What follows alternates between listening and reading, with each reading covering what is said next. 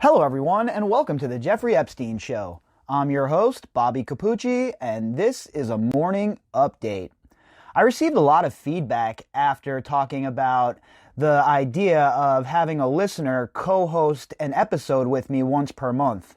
Now, I'm still trying to go through the particulars and decide how I'm going to choose who that person is, but what I was thinking is using the names of people who email the show during the month or send me messages on Twitter or at me on Twitter, and using all of those names and putting them in a hat and then doing a live feed, a video of drawing the name out of the hat to decide who is going to get the shot to come on and co-host an episode.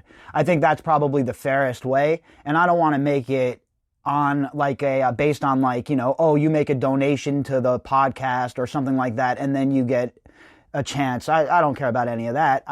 Whoever emails me, I think, or sends messages on Twitter, et cetera, I think that's probably the best way to get all of the names together and then choose randomly one person or three people. And, if the first person who's drawn doesn't want to co-host, then move on to the next person, et cetera, et cetera. But I'm just trying to come up with ways that we could do it at random, right? I want people who interact with the podcast to have a shot to, come on and host an episode with me. I don't want it to be a situation where it's only about donations or anything like that. That's a bunch of nonsense, in my opinion. So I think the best idea would be to do it like I was just talking about. Add the names to a hat of all the people who send messages and interact with me on social media each month, and then do a live feed maybe a week before we're going to do the episode and choose who is going to come on and co-host with me. So if you folks have any other ideas out there, any ways that you think I could make that a little bit more streamlined, facilitate that a little bit better, shoot me some email and let me know. Because, like I said, it's just in its infancy stage right now. I basically just came up with the idea. So before I implement it, I want to make sure that I get a little bit of feedback from the audience on what you folks think I should do. All right, so as to our article, we have an article from The Sun today. And in this article, it's going to talk a little bit more about the Joe Exotic of the Windsor family, Prince Andrew, and it continues to build the profile of Andrew being a smarmy, scummy son of a bitch. Now, if we would just let the legacy media tell the story, they would be telling us about how he's still a hero from the Falklands War, and how he doesn't sweat, and how he's such a great guy.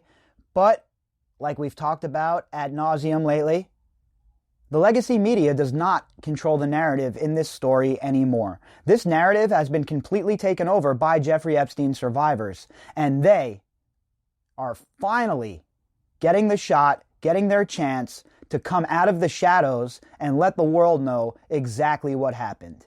So that's why it's so important to continue adding these articles to the catalog and to continue to build the profile of Prince Andrew being the smarmy, scummy son of a bitch that Virginia Roberts told us all that he was. So the headline of this article, Graphic and Perverted.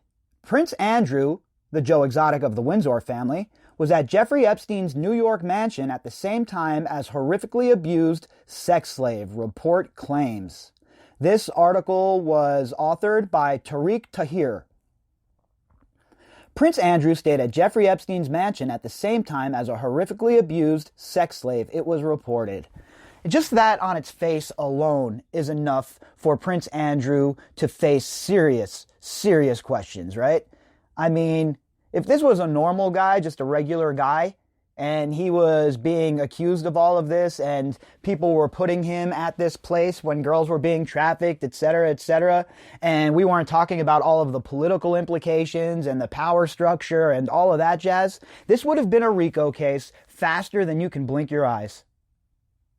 They would have slapped all of these people with RICO, everybody that was there while this girl was being abused. They would have at the very least frozen everybody's assets until they could have went and looked through everything with a fine-tooth comb. That's what happens to the rest of us, right? But when you have a two-tier justice system, well, our betters so-called betters, the so-called elite, so-called polite society. Well, those laws were all put on the books by their friends. So they know how to navigate the loopholes. They know how to avoid the pitfalls of the law that the rest of us would get swooped up in. And we see it time and time again, but it has not been as blindingly obvious as it is now, ever in my opinion, to what is truly going on at the very top of the power structure, be it politically, financially, or otherwise. The woman who was in her early 20s suffered abuse that was too graphic and perverted to be heard in a court, documents filed as part of a lawsuit say. Now, we have read about some pretty crazy stuff in this case, right? So think about what could be so disgustingly gross that they couldn't even read it in the courtroom. That just goes to show you the horrific abuse that these girls suffered at the hands of Jeffrey Epstein and his friends. And for all of these years, everybody looked the other way. For all of these years, nobody had the courage to stand up and stop these people. If they would have listened to Maria, none of this would have occurred. But now that we're where we're at the point where we are on this journey, well, the survivors aren't taking it anymore. They have come forward en masse, and they are demanding justice. They are demanding that these people are held responsible. And I have to tell you, folks, I don't think that this is going to go away until justice has been served. I think there is too much emotion, there is too much anger, and there are too many people who have decided that enough is enough. The Duke of York has faced intense scrutiny for his friendship with the 66-year-old wealthy financier, pedophile, who took his own life while awaiting trial on child sex trafficking charges. And again, folks, it's not just his relationship with Jeffrey Epstein. It's not just his relationship, because then he would just be an enabler. He'd be in the same realm as Trump, as Clinton, as all of these other enablers that were around this man. But Andrew's on a different level. Not only was this man an enabler, not only was he a conduit used for Epstein to break into so-called polite society. Oh no. The Joe Exotic of the Windsor family, he also was partaking in the actual sex abuse. All right? So that puts him on another stratosphere, in my opinion. Another level of disgusting, gross individual. And the fact that this guy has never really had to answer any questions besides what he answered from Emily Maitlis, it goes beyond what I am able to comprehend. Because, folks, I have seen it with my own eyes. I have seen how vicious RICO charges can be. I have seen what RICO cases do to families. And the fact that people are getting slapped with RICO cases for so-called illegal gambling, while these people are still able to run around and commit these horrific crimes, there is no way for anyone to justify it. He has admitted to staying with Epstein at his New York mansion in 2010, but has always denied he witnessed or took part in any wrongdoing there. Of course he denies that. He was never going to come forward and admit to anything. Hell, even if he just had evidence of what was going on, we couldn't expect this guy to come forward because he's a scumbag, right? He's not going to come forward and rat out his buddy Ghislaine. He's not going to come forward and rat out the rest of the people that were involved. Especially considering that Ghislaine probably still has all of the information on Andrew. Probably still has all of the dossiers. She certainly has the keys to where all the bodies are buried. But the Mail on Sunday reports that it has gathered evidence that the victim was in Epstein's Upper East Side townhouse during Andrew's 6-day stay, during which he was photographed waving from the door. So basically, Andrew was at Jeffrey Epstein's house, according to this report, while this girl was being horrifically and brutally raped multiple times. Yet this scumbag son of a bitch says he doesn't know anything, he didn't see anything, he didn't hear anything. How about the girl being smuggled up to the room, Joe Exotic of the Windsor family? The woman, who was then in her 20s, was groomed by Epstein as a teenager, sexually assaulted, and forced into a sham lesbian marriage, the paper says. And obviously, the girl's identification in this article has not been released, so I'm not going to even talk about who I think it is or anything like that. But, I mean, the things that these girls were subjected to by Jeffrey Epstein and his circle are horrific. This is the kind of stuff that it's like a Thomas Harris novel, right? This is the kind of thing like you'd expect in like the book Red Dragon or Silence of the Lambs or something. This isn't real life. People don't really act like this. That's what you want to think, right? And normal people would say, no way, people can't act like this. But unfortunately, folks, these are the sort of people we're dealing with in the world. The world is a very, very dangerous place.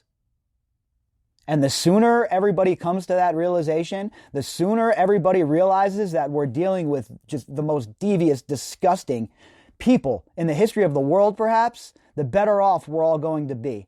Because it's going to take everyone united to bring these people down. There can't be petty squabbling. There can't be political divisiveness. There can't be any of it. Okay? Everybody needs to just drop all of the tribalism bullshit when it comes to this case and rally around the survivors and rally around the rule of law. Eyewitnesses and official records indicate the woman, referred to as Katlyn Doe to protect her identity, visited Epstein's $60 million home when Andrew was there. So again, just him being there while she was getting raped makes him complicit, in my opinion. And at the very least, they could bring that to a grand jury, because we all know that if you bring something to a grand jury, you can get a ham sandwich indicted by a grand jury. That's how easy it is to get that indictment. So what are they waiting for?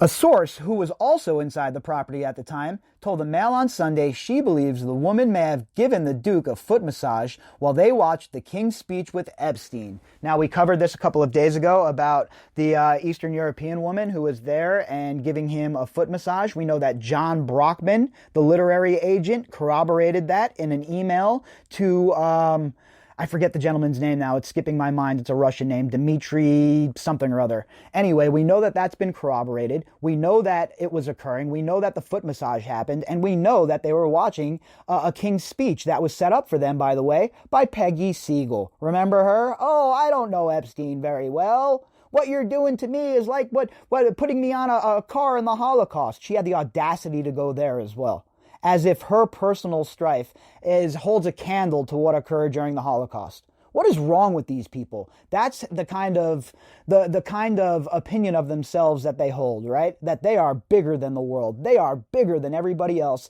And what happens to them is the most important thing in the whole entire universe. Well, folks, I'm here to tell them that's not the case. According to a lawsuit filed in New York, Katlyn endured 7 years of shocking sexual abuse by Epstein after meeting the pedophile at age 17. Jeffrey Epstein used fraud, the threat of force, or coercion to cause her to engage in commercial sexual acts, the details of which are too graphic and perverted to include in this public hearing, legal documents state. How can any prosecutor hear this stuff, see this stuff, look at this evidence, and not go absolutely crazy and start throwing out RICO charges? I would be throwing out RICO charges like chiclets are sold in Tijuana. That's the amount of RICO charges I'd be throwing out. It would be an absolute insane amount of RICO charges. Everybody who was even involved just a little bit would have to answer for it if I was in charge of this. And there is no good reason why it's not occurring. Besides the fact that Berman is obviously, there's two things. Either A, he does not care, or B, he is inept. And I'll let you decide which of the two it is, but I have zero faith in the SDNY to prosecute this case correctly. I'm supposed to have faith in Maureen Comey? Come on, folks. Come on. Katlyn's case is one of the many being pursued against Epstein's estate.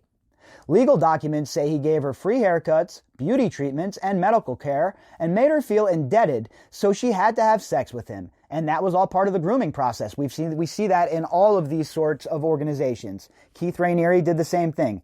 They'll bring them in, they'll get them comfortable, they'll get them thinking that this is the way of the world, and before you know it, they're groomed and suffering from Stockholm Syndrome.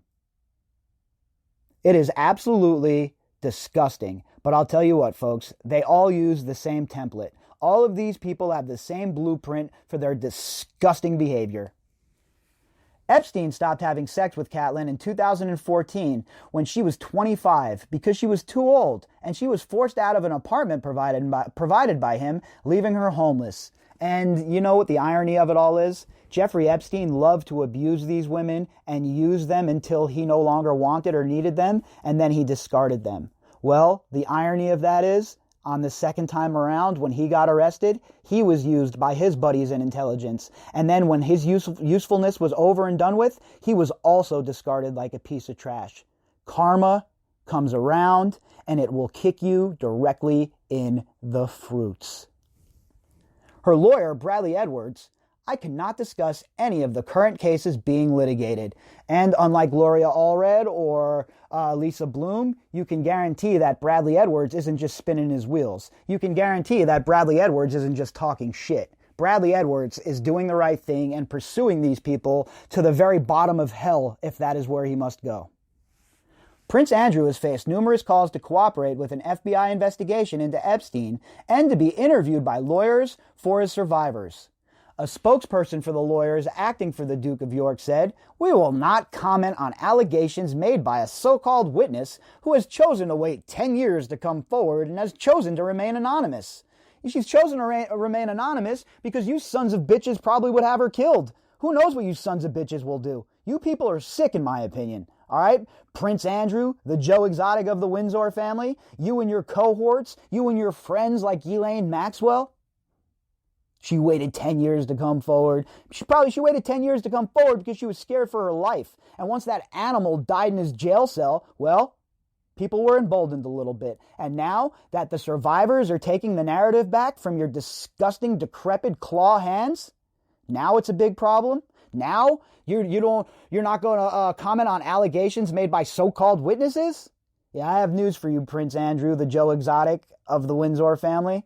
You might not think you're going to answer questions, but you're going to answer them. They're coming. The heat is coming. The house of cards is falling, and you just removed the wrong block on this game of life that we call Jenga.